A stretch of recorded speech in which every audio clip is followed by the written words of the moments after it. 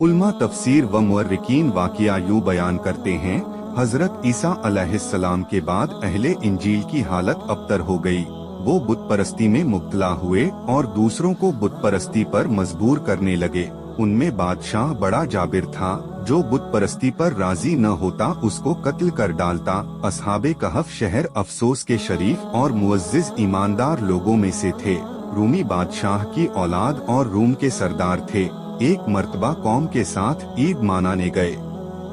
उन्होंने जब वहाँ शिर्क व बुत परस्ती का तमाशा देखा तो उनके दिल में ख्याल आया कि बुत परस्ती महज लगब और बातिल चीज है।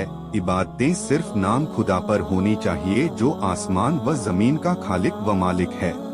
बस ये लोग एक एक करके यहाँ से सरकने लगे। उनमें से एक साहब पेड़ के नीचे जाकर बैठ गए, दूसरे भी यहीं आ गए, तीसरे भी आए, फिर चौथे भी। गरज एक एक करके सब यहीं जमा हो गए।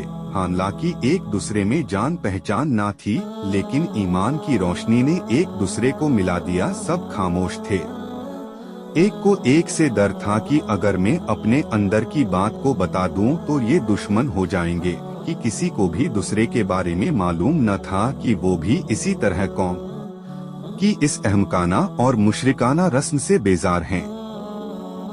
आखिर एक दाना और जरी नौजवान ने कहा, दोस्तों, कोई न कोई बात जरूरी है कि हम लोगों के इस आम शुगल को छोड़कर तुम उनसे यकसू होकर यहाँ आ बैठे हो। मेरा तो दिल चाहता है कि हर शख्स इस बात को जाहिर कर दे जिसकी वजह से उसने कौम को छोड़ा है।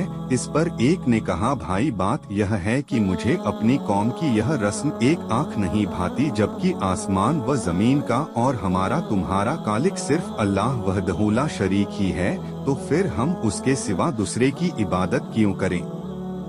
यह सुनकर दूसरे ने कहा, खुदा की कसम, यही नफरत मुझे यहाँ लाई है। तीसरे ने भी यही कहा। जब हर एक ने यही वजह बयान की तो सबके दिल में मोहब्बत की एक लहर दौड़ गई और ये सब रोशन ख्याल मवाहिद आपस में सच्चे दोस्त और माजाए भाइयों से भी से ज्यादा एक दूसरे के खैर खाह बन गए। आपस में इत्तिफाक हो गया। अब उन्होंने एक जगह मुकर्रर कर ली, वही खुदाए वाहिद की इबादत करने लगे। धीरे धीरे कौम को भी पता चल गया। वो इन सब को पकड़कर उस जालिम और मुशरिक बादशाह के पास ले गए और शिकायत पेश की। बादशाह ने उनसे पूछा तो उन्होंने निहायत दिलेर से अपनी तौहीद और अपना मसलक बयान किया, बल्कि बादशाह और अहले दरबान को भी इसकी दावत दी। बादशाह बहुत बिगड़ा और उन्हें डराया धमकाया और हुक्म दिया कि इनके लिबास उतार लो और अगर ये बाज न आए तो मैं सख्त सजा दूंगा।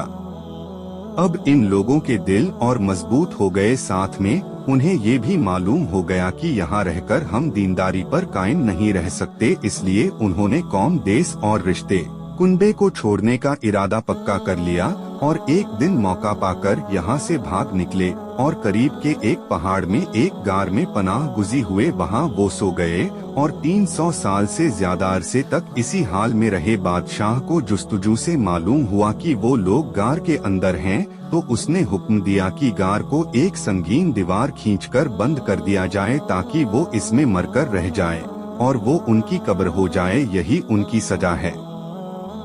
उम्माले हुकूमत में से यह काम जिसके सुपुर्द किया गया वो नेक आदमी था।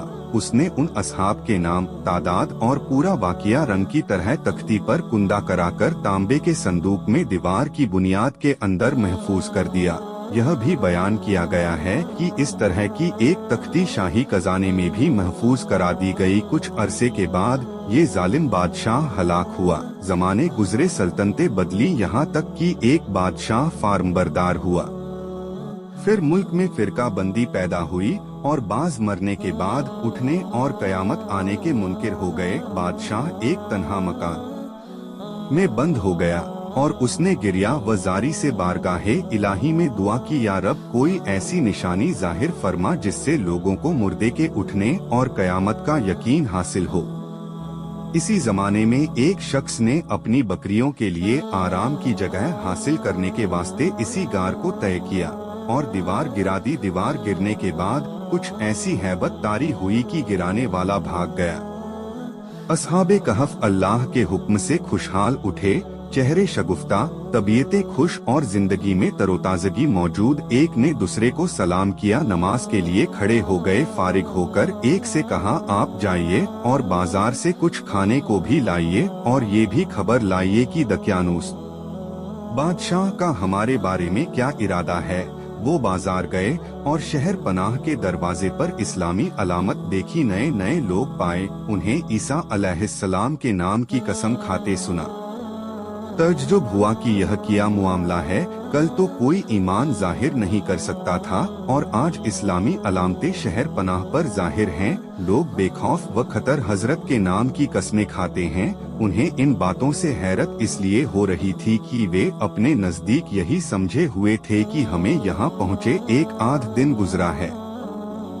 हालांकि इस दौरान जमाने गुजर चुके थे, सदियां बीत गई थी। फिर रोटी वाले की दुकान पर गए, खाना खरीदने के लिए उसको दकियानूसी सिक्के का 1 रुपया दिया, जिसका चलन सदियों से मौकूफ हो गया था और उसका देखने वाला भी बाकी न रहा है।